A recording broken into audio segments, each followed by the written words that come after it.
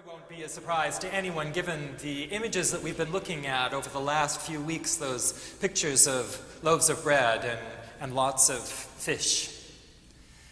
It says in the beginning of this story that Jesus slipped away to be by himself. He took a little boat and went to an out-of-the-way place. You'd have to read the story just before this one to realize that the reason that he had retreated was that he had just gotten the news that John the Baptist had been beheaded, and he was full of grief.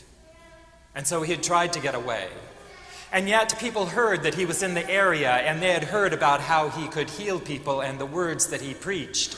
And so they were gathering, and he could tell that they were in need, and he had compassion on them. So he went to this great crowd of people, and he taught them, and he healed the sick. And it was getting late in the evening. It was getting dark. His disciples were starting to get a little bit nervous. They came to him and said, "Could you dismiss the people so that they could go out and get something to eat? It's time for dinner." And Jesus said, "There's no need to dismiss them. You feed them." And the disciples said, "But we only have 5 loaves of bread and 2 fish. And there must be, I don't know, 5,000 people here?" And Jesus said, "Gather up what you had." And they did. And he took it, the bread and those fish.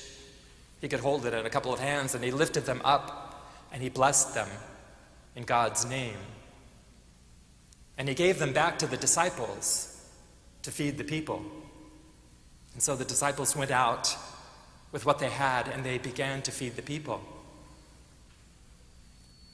And who knew? There was enough. They went through with the entire crowd, feeding the people, and at the end, they collected all the extra and put them in a bunch of baskets. They had 12 baskets full of stuff, even after everyone had eaten. 12 baskets full.